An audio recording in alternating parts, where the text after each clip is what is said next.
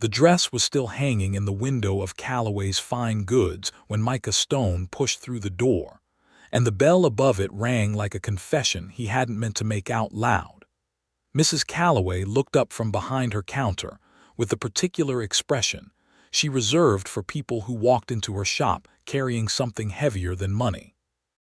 Micah's jaw was set hard enough to crack stone, his hat pulled low, and his eyes fixed on that dress the way a drowning man fixes his eyes on a rope someone has just thrown just barely out of reach. "She left," Mrs. Calloway said. "It wasn't a question. I know she left." His voice came out rough, scraped across gravel and old paint. "I watched her leave." The dress was cream-colored muslin with a spray of tiny blue wildflowers embroidered along the collar and the cuffs.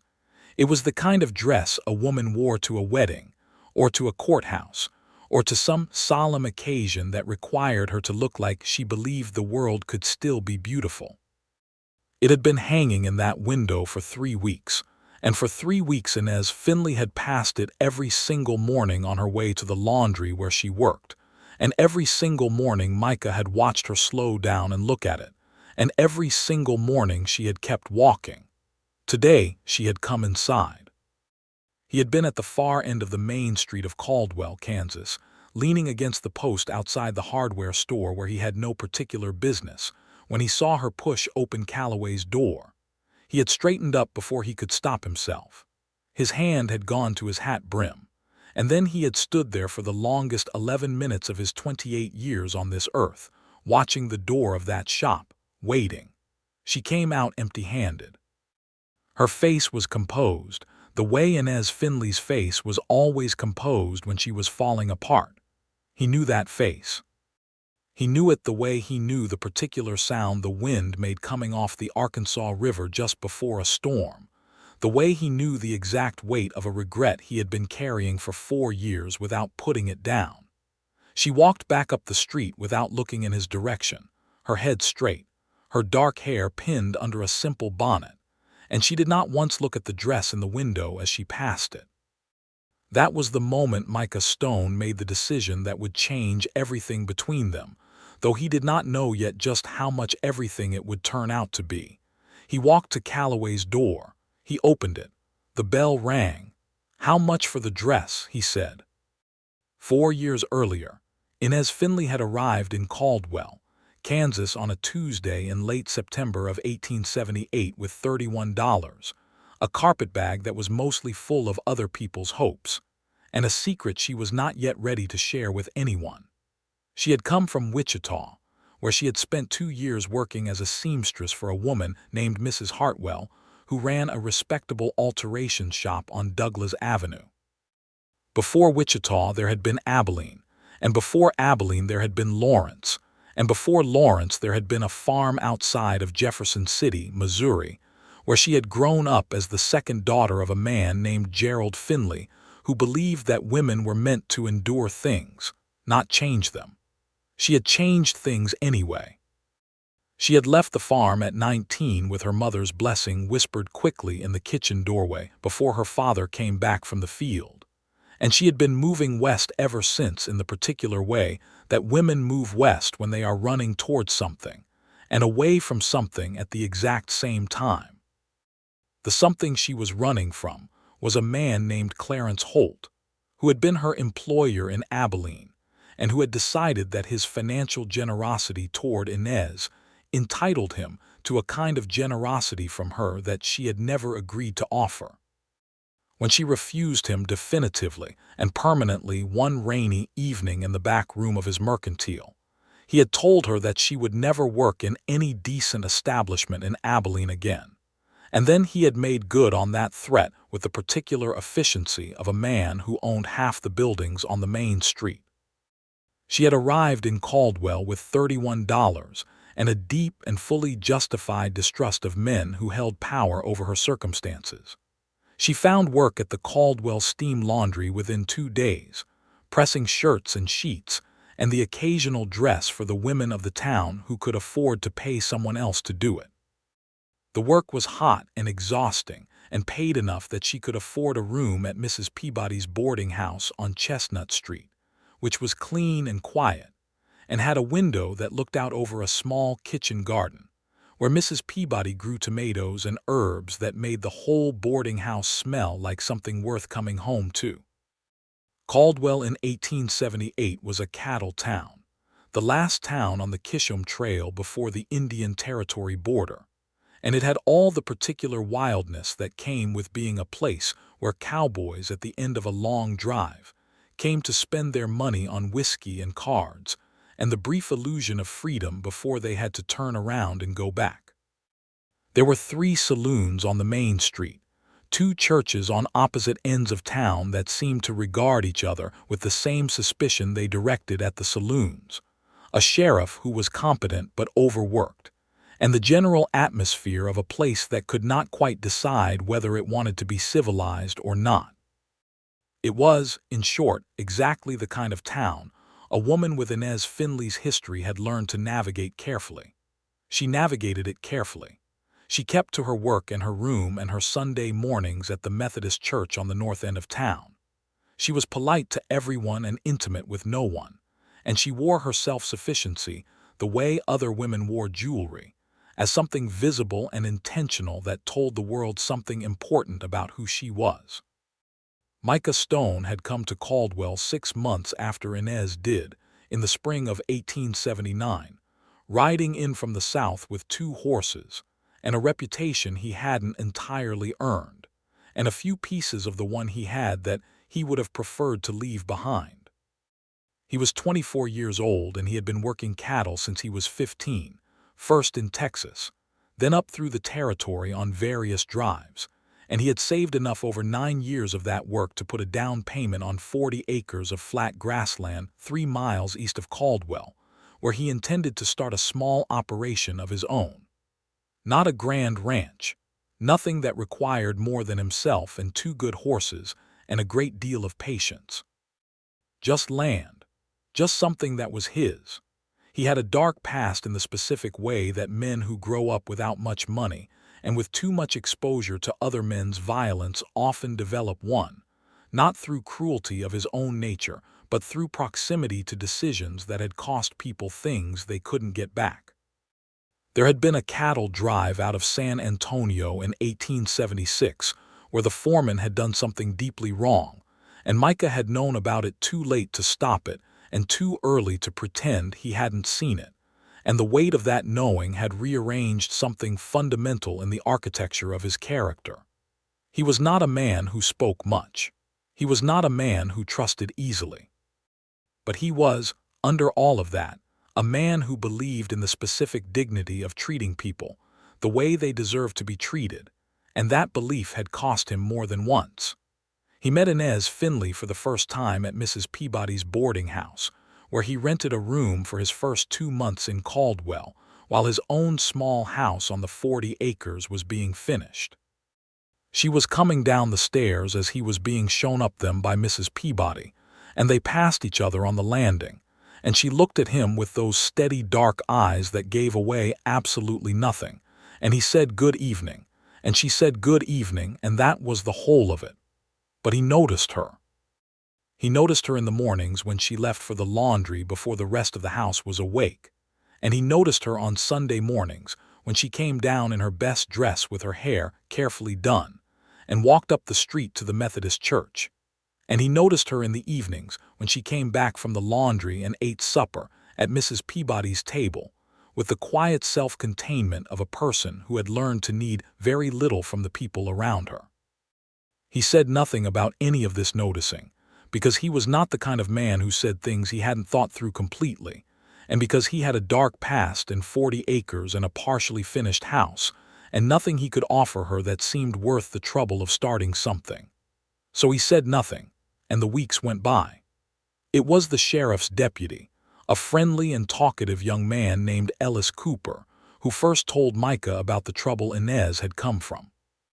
Not maliciously, not as gossip exactly, but in the way that small towns share information about their people, as context, as explanation, as the kind of background a person needed to understand why someone was the way they were. Clarence Holt in Abilene, Ellis said one afternoon when they were both waiting at the post office, and the subject of Inez had somehow come up, perhaps because Micah had asked about her, though he would have denied that under most forms of pressure. Word came through on the telegraph a while back that he was still making noise about her. Says she stole something from his store when she left. Nobody around here believes it. Inez Finley wouldn't steal a breath of air if she was drowning, but Holt's got money and money makes noise. What does she know about it? Micah said. Far as I know, nothing. Sheriff Doolin decided there wasn't enough substance to it to worth worrying her. Holt's in Abilene and she's here. Micah thought about that for a long time after. He thought about the way she looked when she came down those stairs at Mrs. Peabody's, composed and self-contained and deeply careful, and he thought about what it cost a person to sustain that level of carefulness over years. And the thought made something in his chest tighten, with a feeling he recognized as anger on someone else's behalf, which was an emotion he rarely permitted himself, because it was the kind that led to expensive decisions. He moved out to his 40 acres in July of 1879, and the distance between himself and Mrs. Peabody's boarding house meant that he saw Inez less, which he told himself was probably for the best.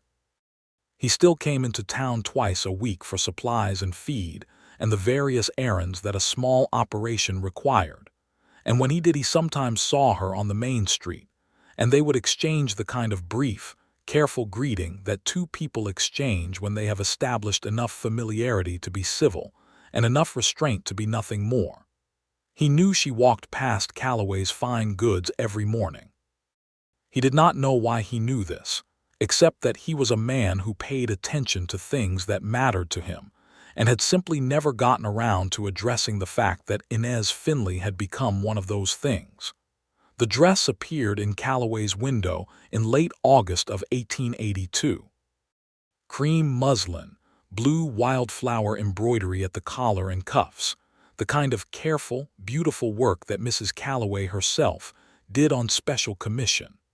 Micah saw it on a Wednesday when he came to town for flour and a new set of hinges for the barn door, and he noticed it because it was the kind of thing that caught the eye, and then he forgot about it because he had hinges to buy.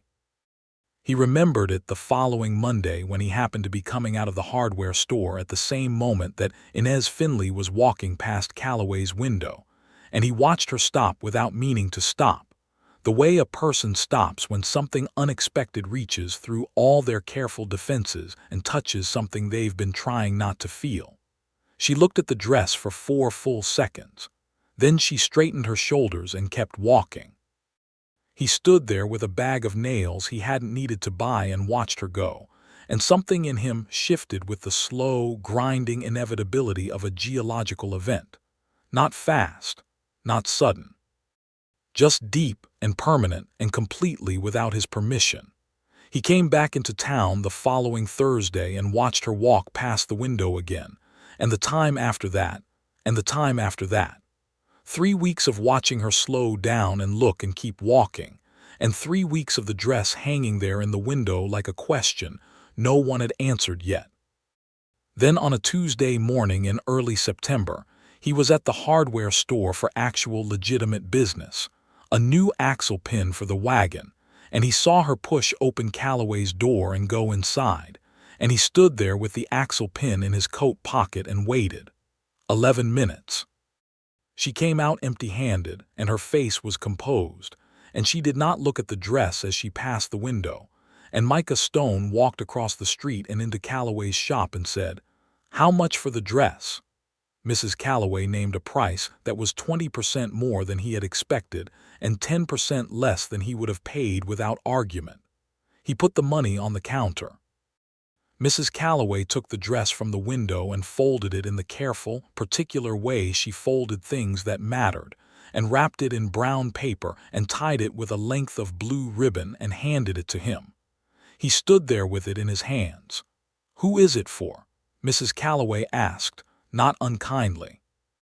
"Inez Finley," he said, which was the first time he had said her name out loud in conversation with anyone in 3 years of noticing her, and the sound of it in his own voice surprised him. Mrs. Calloway looked at him for a long moment with the particular expression of a woman who sees things clearly and chooses her words accordingly. "She came in here this morning and looked at it for a good long while," she said. "She said it was beautiful. She asked the price. When I told her, she folded her hands and said thank you and left without another word." "I know," Micah said. "The reason she left," Mrs. Calloway said carefully, "was not that she didn't want it." "I know that too," he said. He walked out of the shop with the brown paper package under his arm and stood on the boardwalk in the early September sunlight and thought about what on earth he was going to do with a dress wrapped in brown paper and blue ribbon that he had bought for a woman he had never once spoken to about anything that mattered. He had not thought this all the way through. This was, in his own assessment, a significant personal failing. He stood there long enough that Ellis Cooper, who was crossing the street on the way to his own business, stopped and looked at him and said, "Stone, what are you holding?" "A dress," Micah said. Ellis looked at him. "For someone," Micah added. "I can see it's for someone. It's wrapped in ribbon," Ellis said, with the tone of a man who found the situation entertaining and had no intention of pretending otherwise. "Who's the someone?" Micah said nothing. Ellis looked at the direction Inez Finley had walked, and then back at Micah, and the entertaining expression on his face deepened into something that was genuinely warm and also deeply amused. "Stone," he said, "you have been the most patient man in Comanche County for 3 years, and I have respected it, but at some point patience becomes a different thing that doesn't have as flattering a name." "Thank you, Ellis," Micah said. "You're welcome. Go talk to her." He went. Not directly, not immediately. He went back to his 40 acres first, because he was a deliberate man and he needed to think, and he did his thinking best when he had physical work to do alongside it. He repaired the fence along the north pasture. He brought in water from the creek for the horses. He made himself supper on the small iron stove in the kitchen of the house he had built with his own hands over the course of a slow and careful summer 3 years ago. The house was modest but solid. 2 rooms on the ground floor, a loft above, a covered porch on the east side that caught the morning light, a kitchen garden that was less impressive than Mrs. Peabody's but earnest in its ambitions. He had built it to last, the way he built everything he believed in, slowly and with attention to the parts that didn't show. He sat on the porch in the cooling evening and held the brown paper package across his knees and looked at the flat country spreading out around him in the last light, and he had an honest conversation with himself about what he was doing. What he was doing was falling in love with a woman he barely knew, which was a ridiculous thing to do at 28 when you had managed to avoid it successfully up, until now through a combination of work and wariness, and the particular luck of not having met anyone who made you forget your wariness before the work was done.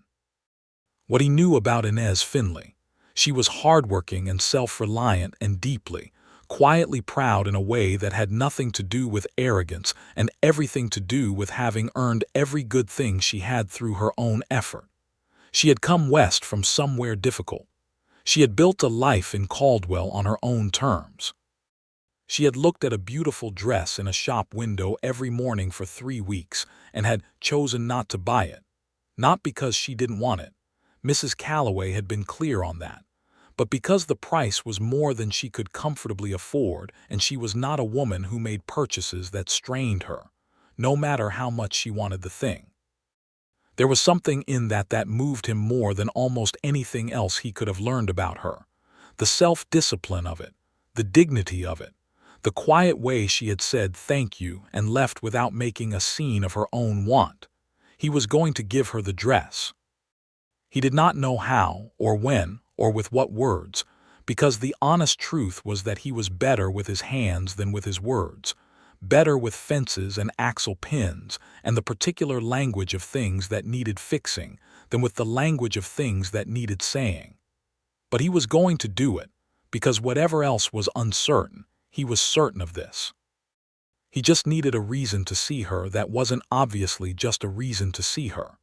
The reason arrived, as reasons sometimes do, without any effort on his part at all. On Friday morning, 2 days after he bought the dress, he came into Caldwell for his regular supply run and found the main street in a low-grade state of agitation.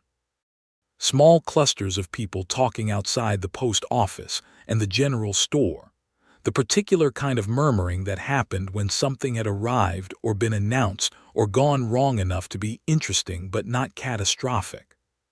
He tied his horses outside the hardware store and went to find Ellis Cooper, who was in the middle of one of the clusters outside the post office and who extracted himself when he saw Micah coming. "Clarence Holt," Ellis said without preamble, his tone no longer amused. Micah went very still. "What about him?" "Sent a man. Private agent dressed decent enough came in on Wednesday's stage. He's been asking around about Inez." Apparently Holt has finally decided to formalize whatever grievance he's been nursing for 4 years. The agent's got papers, some kind of civil claim, accusing her of theft. It's got enough documentation behind it that Sheriff Doolin says he can't just send the man away without at least hearing it out. Micah stood in the September sunlight and felt the slow, grinding geological shift happen again, but this time it was not the warm, deep kind. This was something colder, something that had edges. "Where is she?" he said. "At the laundry, far as I know. She hasn't been told yet. Doolin was going to go this morning." Ellis paused. "Stone, this isn't your business to the claim," Micah said. "What does she supposedly take from him?" Ellis hesitated. "Money from his safe, and a piece of jewelry that belonged to his wife. About $200 total value by his accounting. And the evidence? According to the agent, a witness statement from a woman who worked in Holt's store, saying she saw Inez take the money box from the back office the night she left." Micah thought about this very carefully. He thought about a woman who would walk away from a beautiful dress she wanted, because it cost more than she wanted to spend, and about a man in Abilene who had once tried to use his power over someone's livelihood to take something that was not offered to him. He thought about the specific way that powerful men constructed their revenge, and about how clean and efficient it was to make your victim look like the criminal. "I'll be back," he told Ellis. He went to the laundry first, but he was too late. Sheriff Doolin had already been. He found Inez Finley standing outside the back door of the steam laundry with her hands clasped in front of her, her back perfectly straight, and the precise, terrible composure of a person who is holding themselves together through main force and will not let anyone see the effort. She looked at him when he came around the corner, and for just a moment, just a fraction of a second, the composure slipped and he saw what was underneath it. Not fear exactly. Something older and more complicated than fear. The specific exhaustion of a person who has been running from something for 4 years and has just been told it has caught up. "Mr. Stone," she said. "Miss Finley." He stopped a respectful distance from her and took off his hat. "I heard. I'm sorry."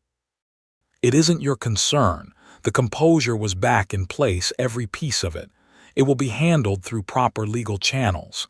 "Do you have a lawyer?" She looked at him. "I have $37 and a job at the laundry." He absorbed this. "There's a man in Wichita, an attorney named Graves, who handles this kind of case. I've done business with him. He's good." "I cannot afford an attorney in Wichita." "I'm not asking you to pay for it," he said, and the words came out more directly than he had intended them to, without the careful construction he usually put around things that mattered. She went very still. Her eyes on him were measuring and careful and wary in the specific way that made complete sense given everything she had been through, and he did not rush her through that process because it was a reasonable process. "Why?" she said finally. Not aggressively, genuinely asking. He had not prepared an answer to this because the honest answer was complicated and involved 3 years of watching her walk past a shop window and a dress wrapped in brown paper sitting on his kitchen table, and he did not think now was the right time for that particular honest answer. "Because Clarence Holt is the kind of man who ought to be opposed," he said instead, which was also true and somewhat simpler. She looked at him for a long time with those measuring dark eyes. "I didn't steal from him," she said. "I want to be clear about that. I left his employ with what I was owed in wages and nothing else." "I know that," he said. "You can't know that. You don't know me. I know you walked away from something you wanted in Calloway's window this morning because you didn't want to spend money you needed for something else," he said, and immediately wished he had thought through whether he should say that before he said it. Inez Finley stared at him. "I was at the hardware store," he said. "I wasn't watching you on purpose. You watched me go into Mrs. Calloway's shop and come out again." "Yes," he said. There was no good way to make that less odd, so he simply let it stand. She looked at him with an expression that had shifted from measuring to something else he couldn't quite read, something that might have been surprised or might have been something more dangerous than surprise. "Mr. Stone," she said slowly, "have you been paying attention to me?" "Yes," he said again, because there was no honest answer that was anything else. The silence stretched out between them. From somewhere inside the laundry came the sound of the steam press and the voices of the other women who worked there. The street sounds of Caldwell drifted around the corner of the building. A sparrow landed on the fence post 3 feet from where they were standing and then left again immediately, as if it had sensed that this was not a good moment for company.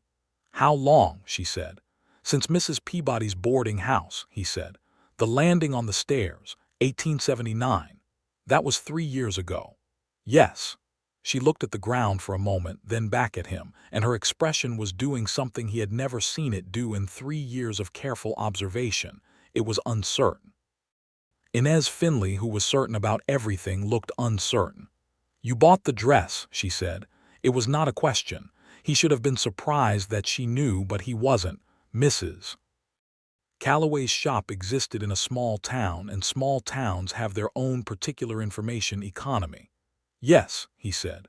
"Why?" He looked at her, at the composed and careful face of the most self-reliant woman he had ever met, and he thought about the right way to say this, and then he said, "Because you wanted it and you shouldn't have had to leave without it." The silence this time was different from the one before, softer somehow and more dangerous. "Mr. Stone," she said, and her voice had changed. It was less careful, the edges of it slightly unguarded in a way he had not heard before. "I don't know what to do with that." "You don't have to do anything with it yet," he said. "Right now there's Holt's agent to deal with." She straightened up. The uncertainty went back behind the composure like a candle going out in a window, and she was Inez Finley again, self-contained and exact. "I'll speak to Sheriff Doolin this afternoon," she said. "If you truly know an attorney in Wichita who can help, I would be grateful for the introduction. I will find a way to pay any fees myself, but I will accept the introduction." "I'll send a telegram today," he said. He put his hat back on and turned to go. "Mr. Stone," she said behind him. He turned back. She was looking at him with an expression he couldn't fully name, something that was part gratitude and part something else entirely, something careful and new and just barely visible under the surface. "Thank you," she said. He nodded and walked back around the building to the main street, and the September sun was warm on his face, and he thought that he had managed to say approximately 1/3 of what he had meant to say and approximately twice as much as he should have said at this particular moment in this particular situation, which was, on balance, probably about right. He sent the telegram to Arthur Graves in Wichita that afternoon. The reply came the next morning. Graves would come to Caldwell the following week to review the claim. In the days between, things happened. Holt's agent, whose name was Davies, was a methodical man in a good suit who had taken a room at the Leland Hotel and was conducting himself with the kind of careful, professional courtesy that was more unsettling than open hostility would have been. He had spoken to Sheriff Doolin twice. He had spoken to several people on the main street, which in a cattle town meant that by the end of the first day everyone knew what he was there for and had developed a strong opinion about it. The strong opinion was, broadly, in Inez's favor. She had been in Caldwell for 4 years. She had worked hard and honestly and had never given anyone reason to think anything bad about her. Holt was a name that had come up before in the context of the telegraph message Ellis had mentioned years ago, and the collective memory of small towns is long and specific about people it has decided it likes. Mrs. Calloway told everyone who came into her shop what she thought about a man using a legal instrument to pursue a woman who had simply refused to be taken advantage of. And Mrs. Calloway was well regarded and clear-voiced, and the message spread efficiently. Inez herself went to work every day as if nothing were different, which Micah thought was either the bravest thing he had ever seen or the most heartbreaking, possibly both simultaneously. He came into town on Wednesday, 3 days after Davies had arrived, ostensibly for supplies and actually to make sure the situation had not shifted in any way that required intervention. He stopped at the laundry and spoke to Inez briefly through the open door, reporting that Graves had confirmed his arrival on Friday, that the attorney had handled 3 similar cases in Kansas in the past 2 years, that everything was in order. She listened and nodded and thanked him and then said, with the carefully offhand tone of a person who has been thinking about something for 3 days and is pretending she hasn't been, "Where is the dress?" "At my house," he said. "You live 3 miles east." "Yes." She smoothed her apron with both hands, a gesture he had never seen her make before and which he recognized as a sign of something being worked through internally. "I thought you might have returned it," she said. "I didn't buy it to return it." "Then what did you buy it for?" This was the second time she had asked him some version of this question, and this time the setting was different and the question felt larger, fuller, loaded with more of what was actually being asked. They were standing in the doorway of the laundry with the steam and the heat of the place behind her and the late September sunshine in front, and she was looking at him with her head slightly tilted and her dark eyes direct and entirely honest, and he thought that she was asking him something much bigger than where he kept a dress. "I bought it because I wanted you to have it," he said. "I bought it because you've been walking past that window every morning for 3 weeks and every morning you've kept walking and every morning you looked like a person who deserved the thing they were walking away from." He stopped. His voice had found a register he didn't usually let it reach. "I don't have a cleaner explanation than that." She looked at him for a long moment. "Would you?" she said, and then stopped. "Yes," he said before she finished, which was not how he normally did things. The corner of her mouth moved. It was the closest thing to a smile he had ever seen from her, and it was small and guarded and entirely real. "I was going to ask if you would bring it to town when you come on Friday," she said. "Oh," he said. "Yes," she said, and the tiny almost smile was still there. He brought the dress to town on Friday. Arthur Graves arrived on the morning stage, a compact, sharp-eyed man in his early 40s who greeted Micah with the firm handshake of a professional, and Inez with the respectful courtesy of a man who understood what was at stake for her. They sat in Sheriff Doolin's office for 2 hours, going through everything. Inez told her story with the precise, unflinching clarity of someone who has told the true version of something enough times in their own head to know exactly where every detail sits. She had worked for Holt for a year and a half. He had made his expectations of her clear and she had refused them clearly. He had dismissed her and told her she would not work in Abilene again, and she had taken her final week's wages, which he had thrown at her, and she had left. She had taken nothing else. She had never been alone in his back office. She had never handled the money box. The witness Holt was putting forward was a woman named Ellen Carey, who had been entirely devoted to Holt's interests at the time Inez worked there, and who had almost certainly been offered something substantial to provide a statement 4 years after the fact. Graves listened to all of it and asked a great many sharp, specific questions, and then he looked at Davies across the table and laid out, calmly and with great technical precision, exactly why the claim would not survive scrutiny in a Kansas court. The witness statement was 4 years old and had been notarized in a different county by a justice of the peace who had himself been party to several disputed civil proceedings. The itemized list of stolen goods did not match any inventory record that Holt had filed at the time of Inez's departure. The timing of the claim, coming 4 years after the alleged theft and immediately after Inez had established a stable life in a new town, suggested a motivation that no reasonable judge would fail to notice. Davies was a professional, but he was not a miracle worker. He looked at the documentation Graves laid on the table, and he looked at Graves, and he looked at Inez, and then he folded his papers and said he would advise his client to reconsider the viability of pursuing the matter. It was not a complete victory. It was not a guarantee. Holt could still push forward. But a private agent recommending to his client that the case was not winnable was a significant development in the right direction. And Graves said that if Holt persisted, he was confident in the outcome. And Graves was a man who chose his words with the precision of someone who had learned what it cost to be wrong about them. Inez walked out of Sheriff Doolan's office into the Friday afternoon sunshine and stood on the boardwalk, and Micah was there, having waited outside the whole 2 hours on the pretext of leaning against the post and having nowhere better to be. She looked at him. "You brought the dress," she said. He held out the brown paper package with the blue ribbon, which he had been holding for the better part of 2 hours and which was, he realized, probably somewhat crumpled. She took it with both hands and held it, looking at the ribbon. "I want to pay you back the cost," she said, "eventually, when I can." "No," he said. "Micah." It was the first time she had used his given name, and they both heard it happen, the small shift it made in the air between them. "Inez," he said back quietly.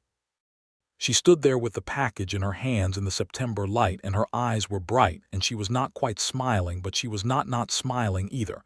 And he thought he had never in his life seen anything as worth looking at as Inez Finley deciding something. "Would you," she began, and then seemed to think better of the words she had chosen. "There is a social at the Methodist Church next Saturday evening," she said. "Mrs. Peabody is organizing it. I am going." "I'll be there," he said. "You haven't been to a church social in 3 years," she said, which meant she had noticed his absence, which meant she had been paying attention to him too, which meant things. "I've been busy," he said.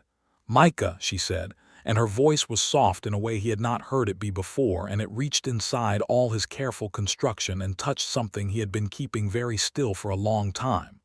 "Thank you, for the attorney, for being here, for the dress." She paused. "For 3 years of paying attention."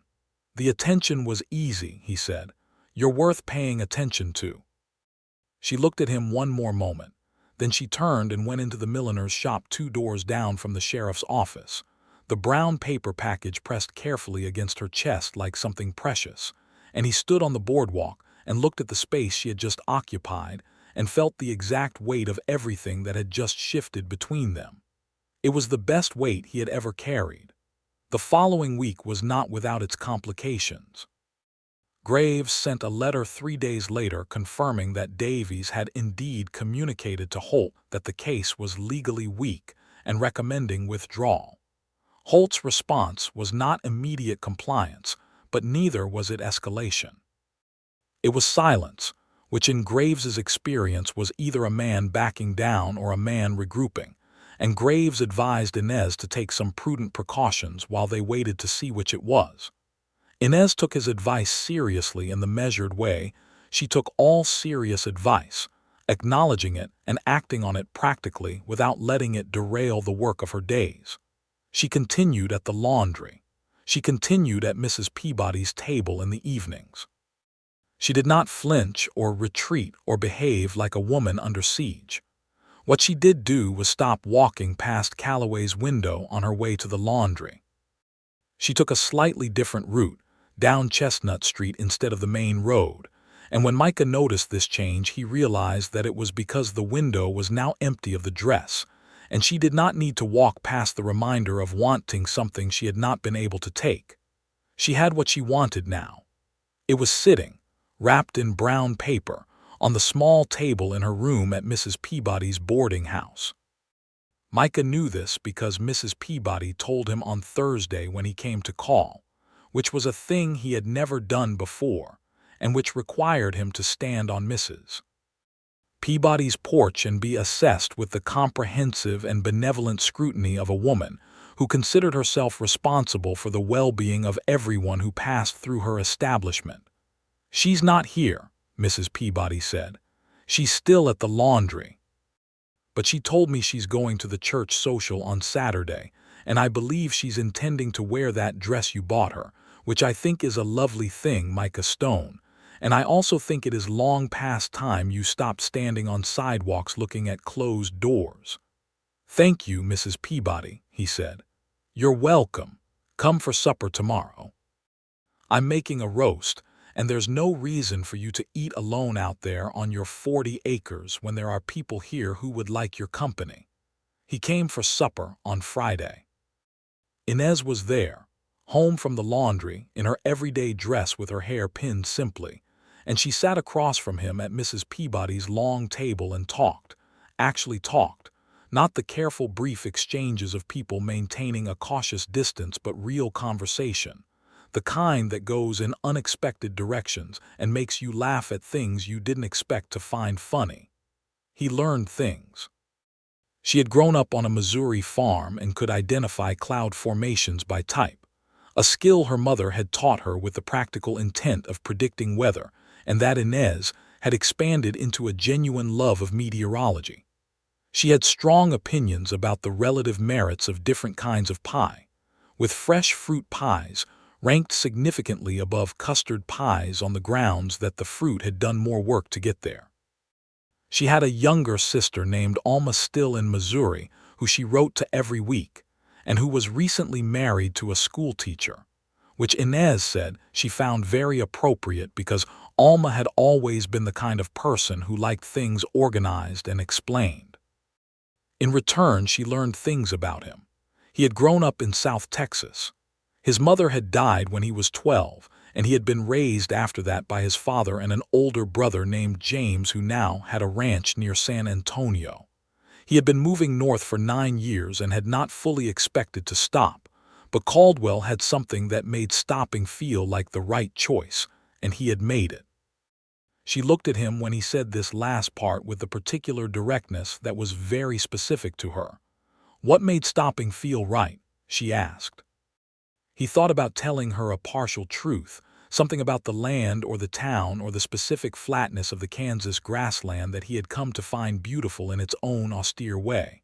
All of that was true, but she was looking at him with the same honest directness she had brought to Sheriff Doolin's office, the kind that deserved its equivalent in return. You, he said, partly, the 40 acres, but partly you.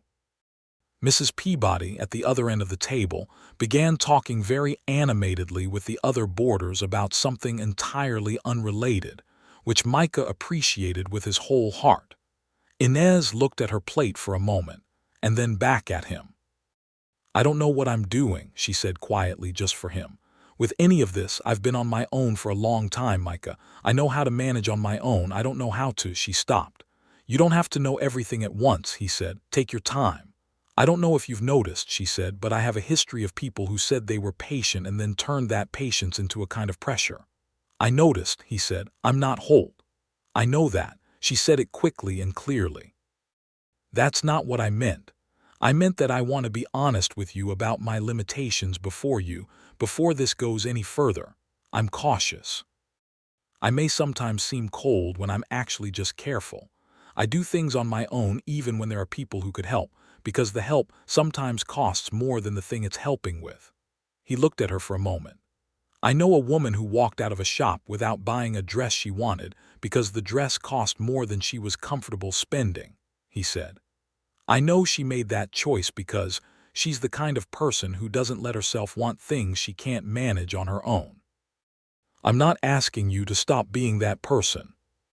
I'm asking if there's any chance you might occasionally let someone do one thing for you every now and then, just once in a while when the thing is offered freely.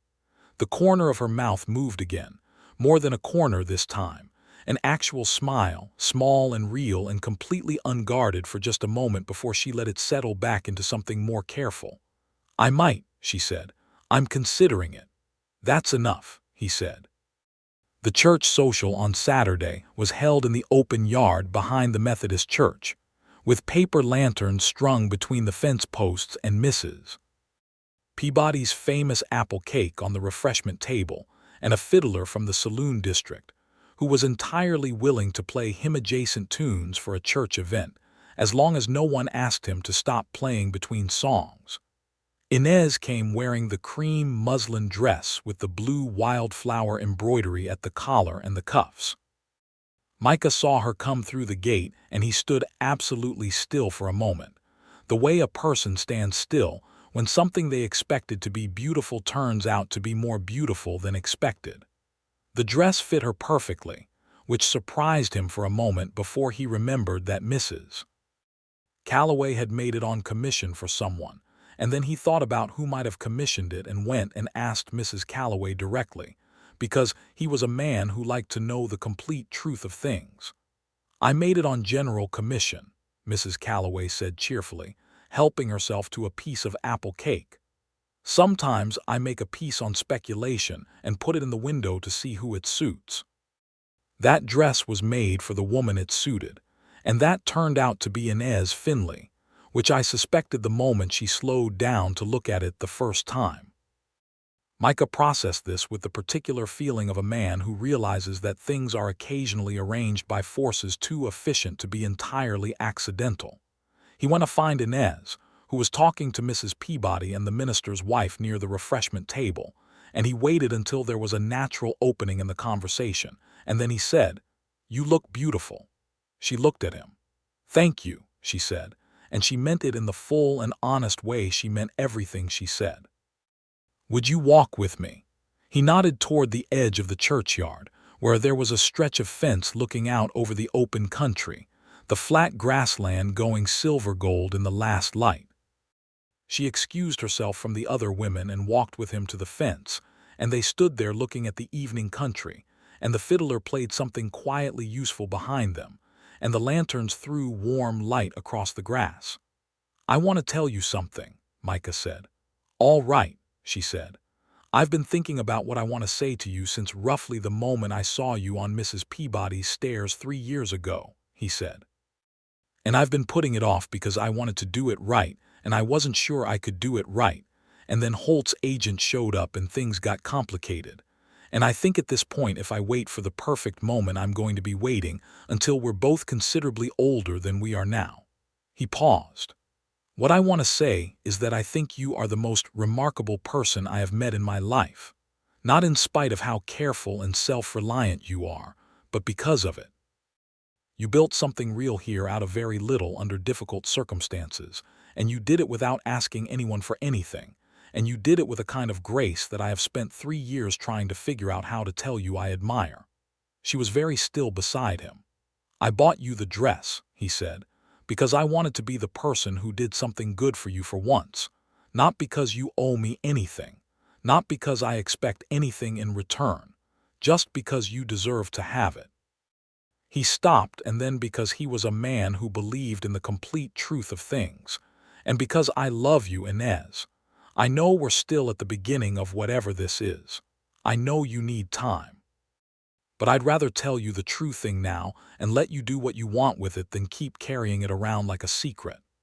The evening went very quiet around them, or maybe everything else just became very distant. She was looking at the grassland, and he could not see her face well enough to read it, and he waited, because he had told her he would wait and he meant it.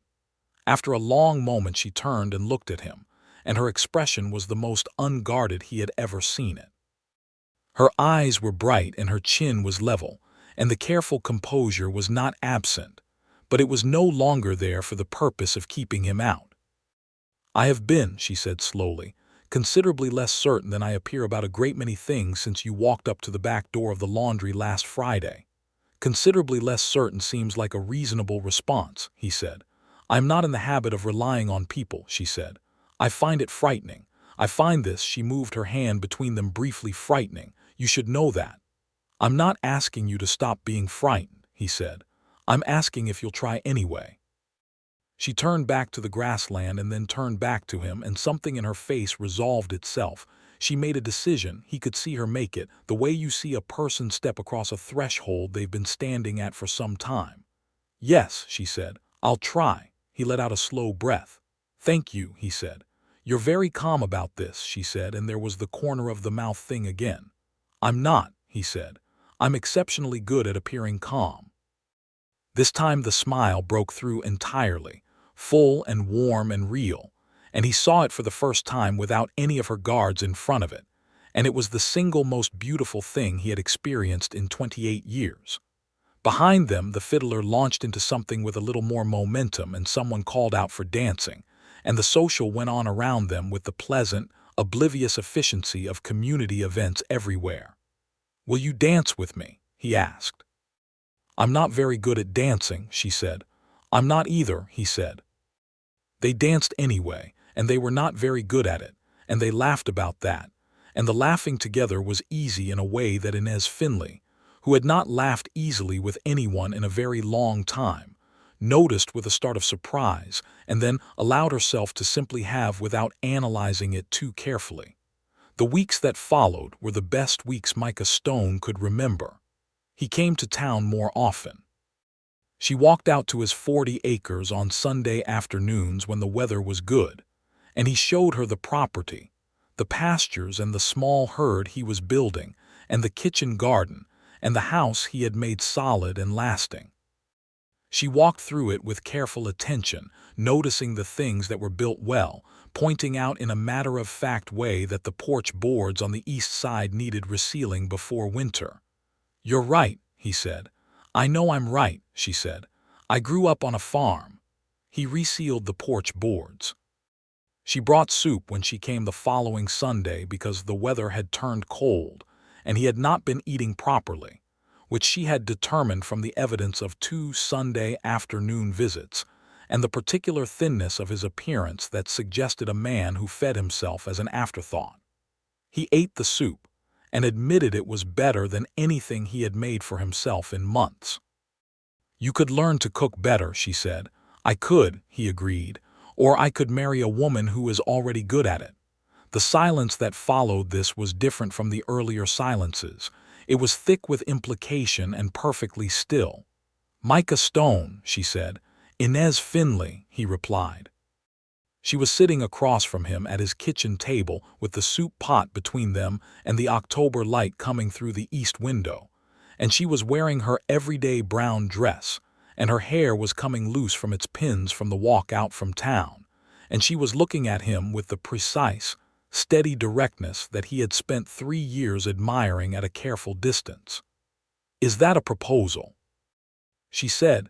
"It will be one," he said, "when I do it properly, which will be when I am sitting across from you somewhere better than a kitchen table with soup between us, and when I have something worth offering you." "You have 40 acres and a solid house," she said. "I have 40 acres, a solid house, and approximately 0 skill at expressing feelings in complete sentences," he said. "I want to do better than that when I actually ask you." She looked at him steadily. "I liked the way you expressed feelings at the church social," she said quietly. "That took me 3 years to prepare," he said, the corner of her mouth, the real smile underneath it.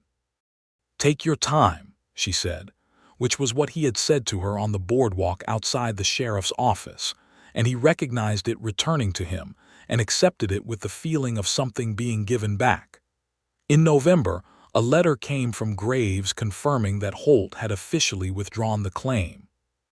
It was followed shortly by a second letter, this one from Graves's own initiative, informing them that he had done some additional investigation and had found compelling evidence of at least 2 other women Holt had harassed and subsequently attempted to damage through false legal claims when they refused him, and that he was in communication with attorneys in both Abilene and Wichita about a coordinated response that would make it significantly more difficult for Holt to continue this pattern.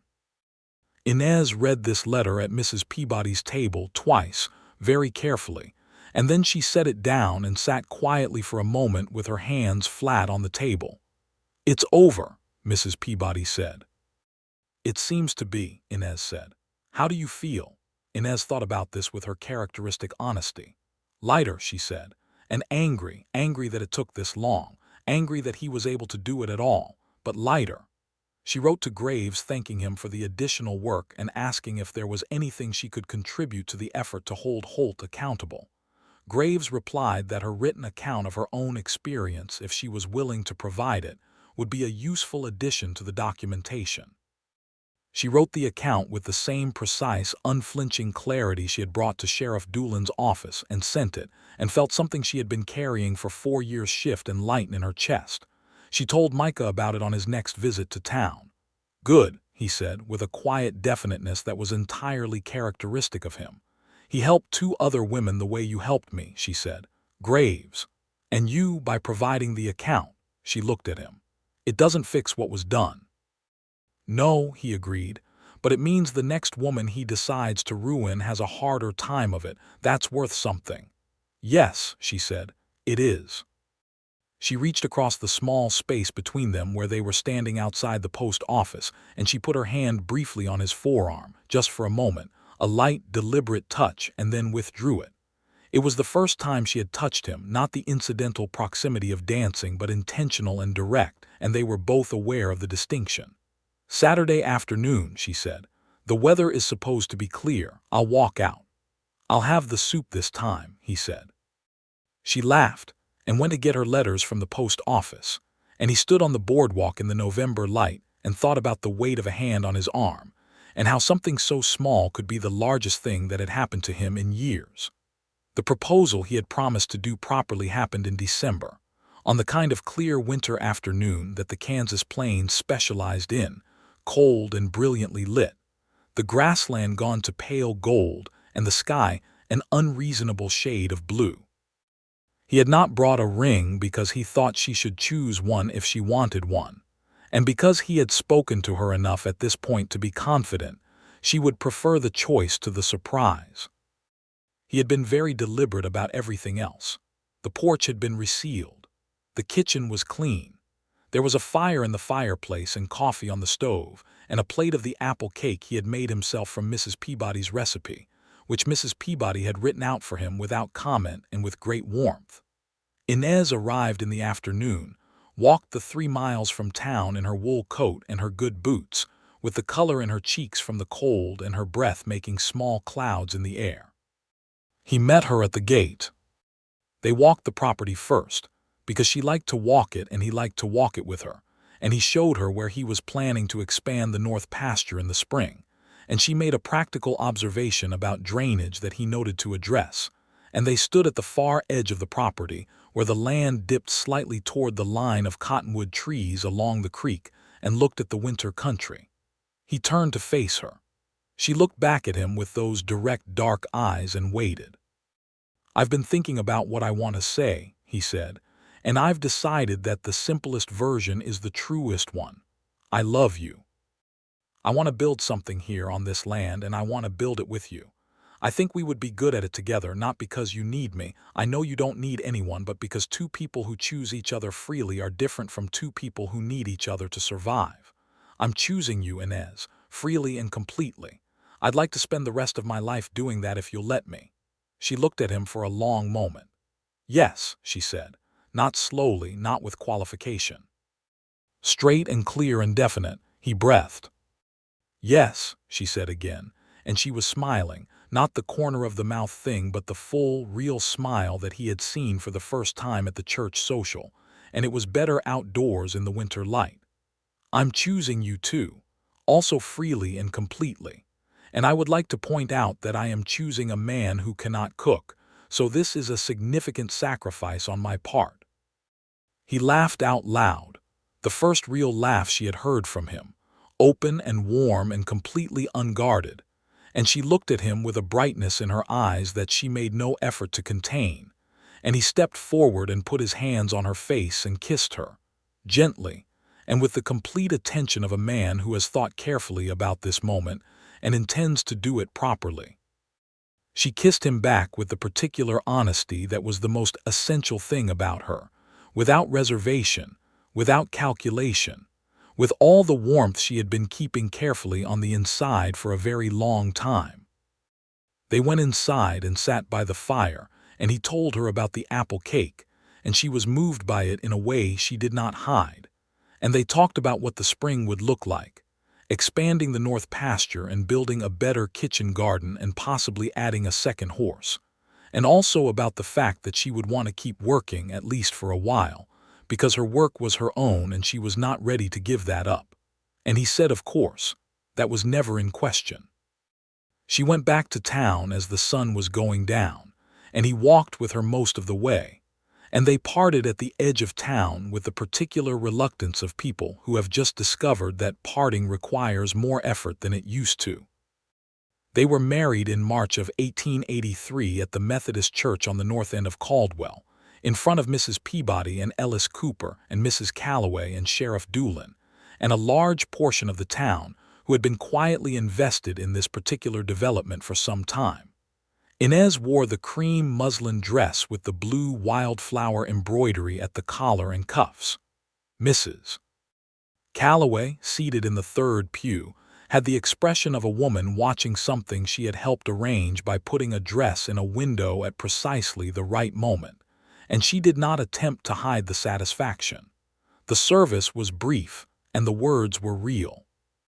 When the minister asked Inez if she took this man, she said "I do" in the clear, direct voice she used for things she was completely certain of, and when he asked Micah, he said "I do" with the quiet conviction of a man who has thought about something thoroughly and arrived at complete confidence. He kissed her in front of the whole Methodist congregation, and Ellis Cooper made a sound that was probably supposed to be a restrained expression of approval, but turned out louder than intended, and there was laughter, and Inez laughed too, her real laugh in the church, in front of everyone, for the first time in her life in Caldwell. She moved out to the 40 acres with a carpetbag that was no longer mostly full of other people's hopes. The first months of marriage were not without adjustment. She had lived alone for years. He had lived alone for years. They were two deliberate, careful people learning how to share a space with the particular frankness that their individual characters required, which meant that when something wasn't working they said so directly, and when something was working they said that too. She kept working at the laundry 3 days a week, and he did not interfere with this. She reorganized the kitchen with thoroughness and focus, and he moved everything back to where it had been, and then moved it to where she had put it, and decided she was right. He had a habit of letting the water barrel run too low before refilling it, and she mentioned this once, and he corrected it permanently. She had a habit of reading by insufficient candlelight, and he made her a lamp stand that positioned the light better, and she accepted it without argument and said thank you and meant it fully. Small things, real things, the daily work of two people building a shared life out of separate ones. They were also deeply, plainly in love in a way that was visible enough that it caused Ellis Cooper to make remarks about it whenever the opportunity presented itself. And the opportunity presented itself often because Ellis liked to find Micah at the hardware store or the post office and say things like, "You seem like a man who slept better than he used to," with the air of a man delivering great wisdom. "You're going to do this indefinitely, aren't you?" Micah said. "Indefinitely," Ellis confirmed. In the spring, Micah expanded the north pasture, addressing Inez's drainage observation from December, and she was right. The drainage improved significantly, and she said nothing about being right because she did not need to, but she smiled at the fence line in a way he chose to interpret correctly. In the fall of 1883, Inez told him she was expecting. He put down the water bucket he had been carrying and stood in the kitchen doorway and looked at her, and his expression was something she had never seen on his face before, not composed or careful or deliberate, but entirely open, every careful thing stripped away, just a man who was overwhelmed with something good. "Inez," he said. "Yes," she said, smiling at him. He crossed the kitchen and held her carefully with the particular tenderness of someone who has thought about exactly how careful to be, and she let herself be held, which was a thing she had gotten considerably better at over the course of a year of marriage, and they stood there in the kitchen in the October morning. "Are you frightened?" he asked. "Some," she said honestly. "Are you?" "Completely," he said. "Good," she said. "That means we're taking it seriously." He laughed into her hair.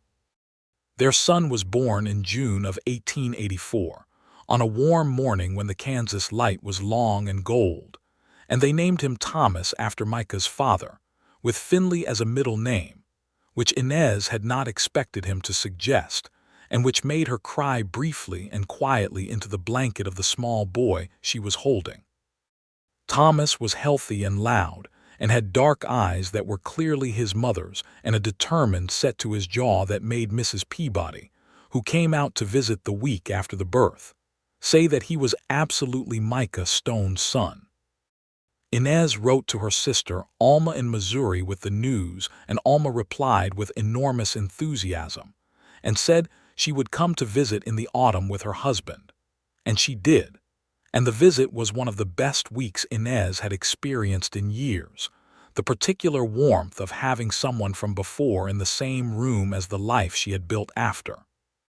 Alma met Micah and assessed him with the comprehensive attention of a younger sister assessing the person her older sister had chosen, and then told Inez privately that he was the best kind of quiet, which was the kind that was all there when it mattered.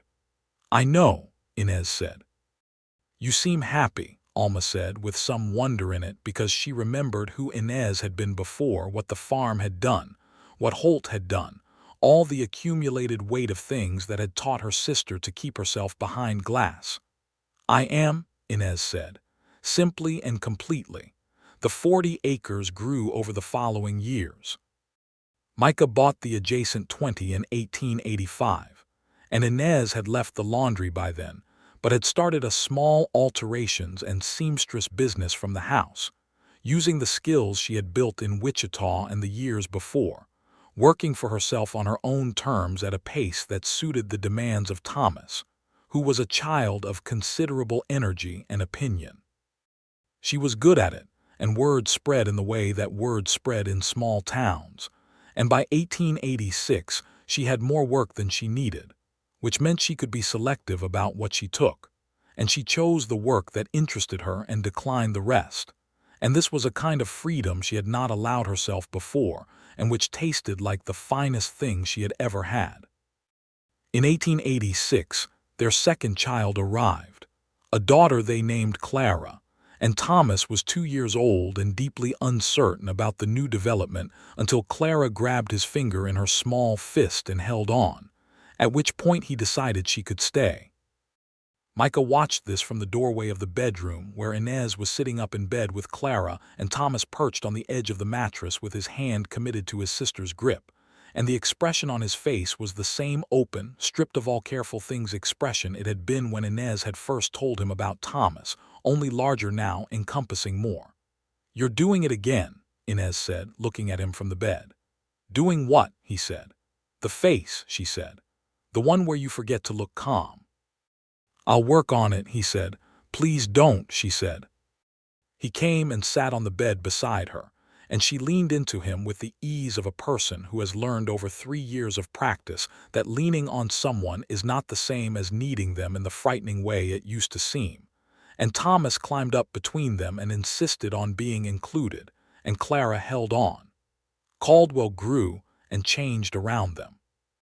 The cattle trade shifted as the railroads moved and the trail drive slowed through the mid-1880s, and the town adapted as frontier towns did, with some difficulty and some ingenuity and the particular stubbornness of communities that had put down real roots. Some people left, some stayed. Ellis Cooper was eventually elected sheriff himself when Doolin retired, which everyone agreed was obvious and appropriate. Mrs. Calloway closed her shop in 1887 when she moved to Kansas City to live with her daughter, and she came to say goodbye to Inez specifically, and they stood outside the shop that had once had a cream muslin dress in its window, and Mrs. Calloway held both of Inez's hands and said, "I want you to know I made that dress thinking about who might need it, not who might buy it. And I put it in the window at the right time, and I was glad you slowed down to look at it." "Did you know he would come in and buy it?" Inez asked. "I knew someone would," Mrs. Calloway said. "And I hoped it would be someone worth it." There was a letter in the spring of 1888 from Arthur Graves in Wichita, informing them that the coordinated legal effort against Clarence Holt had concluded in the most direct way available to civil proceedings. The documentation provided by Inez and the 2 other women had been substantial enough, combined with other evidence Graves and his colleagues had assembled to support a civil suit that had proceeded through a Kansas court and found significantly in favor of the plaintiffs. Holt had been required to pay damages and had effectively been run out of respectable business in Abilene. Graves noted, with the dry satisfaction of a man who chose his words precisely, that the mercantile was under new management, and the new owners had been specifically selected for their approach to their employees. Inez read the letter at the kitchen table where she did most of her seamstress work, in the morning light that came through the east window the way it always had since she moved into this house, and she sat quietly with it for a moment.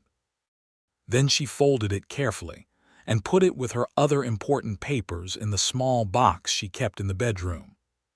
Micah was outside with Thomas, who at 4 years old was firmly convinced that he would be assisting with the horses and required only the appropriate opportunity to demonstrate this. He came in when he heard the door and found Inez standing in the kitchen with the particular expression she had when something had been resolved. "Graves," she said and told him. He listened, and when she was done he said, "Good." In the quiet, complete way he said things that were true and important. She looked at him across the kitchen table with the morning light between them and the sounds of Thomas outside making the case for his own competence, and Clara somewhere in the house conducting an investigation of some kind, judging by the rhythmic sound of drawers opening. "I want to tell you something," she said. He recognized those words. He had used them himself once, at a church social fence in the last light of a September evening. "All right," he said. "I am grateful every day," she said. "Not for what you did, the attorney, the dress, though I am also grateful for those. For what you are. For the way you were patient for 3 years when you could have walked away. For the way you've been patient since in all the ways that marriage requires patience. For the way you love our children." She paused. "I was very good at being on my own. I was expert at it. And I was absolutely wrong that being on my own was the only way to be safe." He came around the table and put his hands on her face the way he had in the cold December field when she had first said yes, and he kissed her forehead and then her mouth, and she put her hands flat on his chest and felt his heartbeat, steady and strong and entirely reliable, the way everything about him was. "I was very good at not saying things," he said. "And I was absolutely wrong that not saying them was the same as being careful. We were both very wrong about some things," she said. "We figured it out," he said. "Eventually," she agreed. From outside, Thomas's voice rose to the particular register that indicated a new plan had been hatched, and from inside the house, a drawer closed with a decisive thump that suggested Clara had reached a conclusion. The morning light moved across the kitchen table, past the pieces of a dress Inez was altering for a woman in town, past the coffee cups from breakfast, past the small, ordinary evidence of a life that had been built deliberately and carefully, and with great love out of 2 people who had both spent considerable time believing they were better off without it. They were not better off without it. They were, as it turned out, considerably better with it. The 40 acres and the adjacent 20 became 60 in 1890, when Micah's brother James came up from San Antonio for a visit, and, finding the Kansas grassland agreeable in the specific way that a man finds agreeable a place where his brother is clearly thriving, suggested a partnership in expanding the cattle operation. Micah thought about it for 2 weeks with the characteristic thoroughness he brought to all large decisions, talked about it at length with Inez, who asked the practical questions that needed asking and offered the observation that James seemed like a man whose word could be relied on, and then agreed. James came back in the spring of 1891 with his wife Margaret and their 3 children, and the property gained a second house and a larger barn, and the cattle operation expanded in a way that made the whole enterprise considerably more viable. Thomas was 7 by then, and devoted to the horses with a passion that suggested a future career in something that involved extensive time with large animals.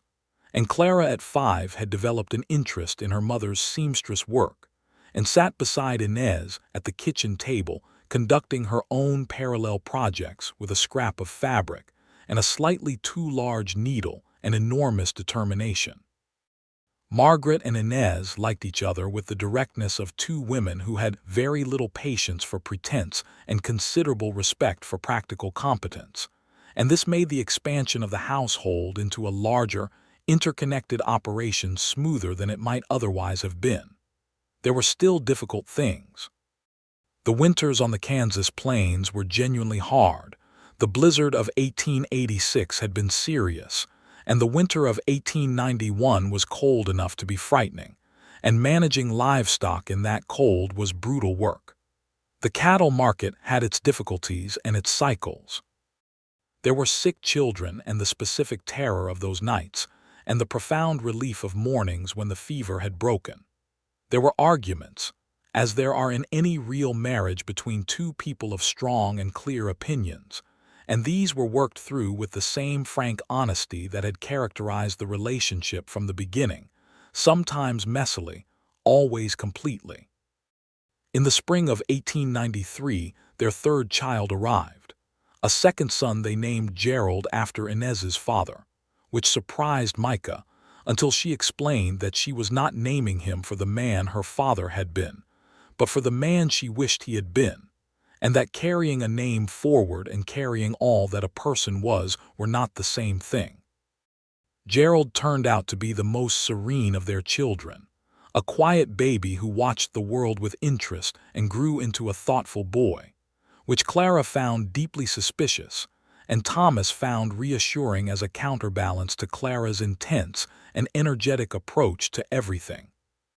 Inez's mother came to visit in 1894, a journey her father did not make because he was not well, and she sat in the kitchen of the house on the 60 acres and looked at everything her daughter had built and held both her hands across the table and said nothing for a long moment, and everything that needed saying was said in the silence. She stayed for 6 weeks and taught Thomas to identify cloud formations by type, and he was the perfect student, and she went back to Missouri with the particular peace of a woman who had been worrying about something for 20 years and could now put the worry down. Gerald Finley died in Missouri in 1895, and Inez learned of it by letter and felt the complicated grief of a person mourning, not only what a father was but what he had not been, and would now never have the chance to become. Micah sat with her through that grief without trying to resolve it, without telling her how to feel, just present and steady and entirely there. And she was grateful for that in the specific way she was grateful for all the things he did that required him to understand her rather than just accommodate her. They were 40 years old in 1897, and Caldwell had changed considerably around them. The cattle trail days long past, the town settling into a different kind of community, more farms and businesses and permanents, and less of the particular wildness of the trail town years.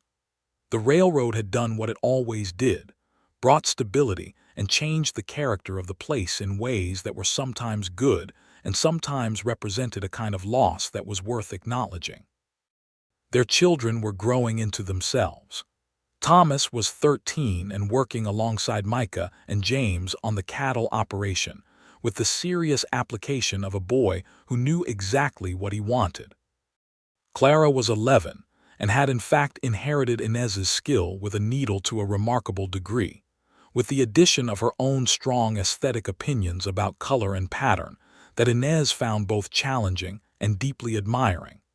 Gerald at 4 was beginning to read with the same focused interest he brought to everything, sitting beside Inez at the kitchen table with a primer and a cup of milk and complete concentration. On a September evening in 1897, exactly 15 years after a dress had appeared in a shop window, and a woman had slowed down to look at it every morning for 3 weeks, Micah and Inez sat on the east porch of the house in the evening light.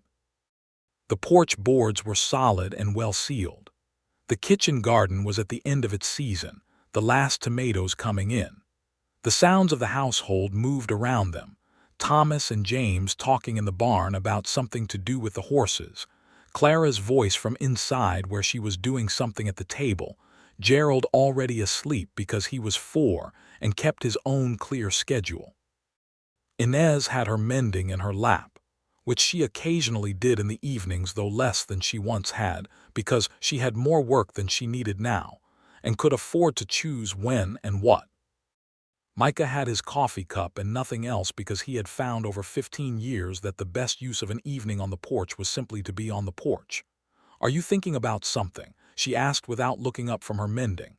"Yes," he said. "The north fence." "No, the pasture expansion James wants to do." "No," she looked up. He was looking at the evening country the way he had always looked at it, with the steady, honest attention he brought to things that mattered to him, and she waited. "I was thinking," he said, "about a woman who walked into a dress shop and came out without buying anything." She was quiet for a moment. "And a man who went in after her and bought the dress," she said. "Yes." She set down her mending and looked at him in the evening light, at the face she knew completely now, every line of it, every expression it made, the ones he shared with everyone and the ones he saved for her. "I have thought about that day so many times," she said. "About what I was feeling when I walked out of Mrs. Calloway's shop. I wanted that dress so much. And I walked out without it because that was what I did. I took care of my own circumstances and I did not allow myself to want things I couldn't manage. And then," he said, though he knew the answer, "and then you bought it," she said. "And everything changed." He reached over and took her hand, which was a thing he did often and which she had stopped finding surprising and started finding essential. "I have been trying to figure out the right words for 15 years, he said, "and I have mostly found them inadequate, so I want to say the simple thing. You are the reason I stopped moving. You are the reason I built something that was meant to last. You are the best decision I ever made, and also the one I was most afraid of, and also the one I would make again without a moment's hesitation." She looked at him with her dark eyes full of the evening light and the uncomplicated warmth of 15 years. "I know," she said. "And I want you to know that I would walk out of that shop again. Not because I don't want the dress, but because I want to let you be the one who goes back in for it. I want to let you do that for me. I have wanted to let you do that for me since the moment I understood what you were doing." He squeezed her hand. From inside the house, Clara called out something about supper, and the spell of the evening didn't break exactly but expanded to include it, the way their private life and their family life had always moved together, not in competition but in the same current. "Supper," Inez said. "Yes," he said, and didn't let go of her hand. They went inside together, into the warm light of the kitchen, into the noise and the life and the full, real, complex, good thing they had made together out of a woman who had walked out of a shop empty-handed, and a man who had understood what it meant and gone back in. The cream muslin dress with the blue wildflower embroidery was folded in the cedar chest at the foot of their bed, where it had been since the day after their wedding, kept safe and whole. Clara had asked once if she could look at it, and Inez had shown it to her, explained the embroidery, let Clara trace the flowers with one careful finger. Clara had asked who had made it, and Inez had said Mrs. Calloway, and Clara had asked why it was in the chest and not in the wardrobe, and Inez had thought about this and then said, because it was the beginning of something. Clara had accepted this with the gravity of an 11-year-old who understood that beginnings were important.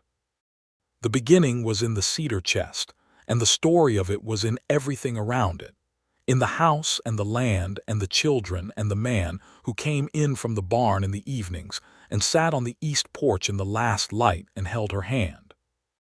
Inez Finley had come to Caldwell with $31 and a secret, and the carefully maintained self-sufficiency of a person who had learned that needing things made you vulnerable. She still did not like vulnerability. She was still a woman who needed to know her own competence was intact, who kept her accounts carefully and her work excellent and her opinions clear and direct. She had not been transformed into someone else by love. She had been understood by it, which was better. She had been understood by a man who had watched her walk past a shop window for 3 weeks and then gone in and bought what she walked away from, not to own it, not to hold it over her, but simply because she deserved to have it. That was the whole of it. That was the beginning of all of it. 40 acres and a solid house and a kitchen table where everyone ate together, and a porch that caught the morning light, and children who were becoming themselves with confidence, and a man whose face she knew completely, and the knowledge, earned over 15 years of choosing and being chosen, that wanting something and letting someone give it to you were not the same as being weak. They were the opposite of that. They were the bravest things she had ever done. Outside on the September evening, the Kansas grassland went silver gold in the last light, flat and open and impossibly wide, the way it had been when she arrived with $31, and the way it had been every September morning when she walked past a window and looked at a dress and kept walking, and the way it was now, on an evening when everything that had been planted in those years was flowering in the fullest, most permanent sense of that word. The supper was good. The children were loud and present and real. The man who sat across from her at the table was the man who had gone back into the shop, and she was the woman who had left it, and they had found each other in the space between those two things and built everything worth having. The story was not over, of course. Stories between two people who love each other are never over while they are living. There would be more seasons of the grassland and more winters of the prairie wind, and more arguments and more laughter and more children growing up, and going out to build their own things and more evenings on the east porch in the particular light. But the beginning had been made and the foundations were solid and the porch boards were well sealed, and outside the September evening settled into night over everything they had made together, quiet and complete and permanent as the flat Kansas land that held it all.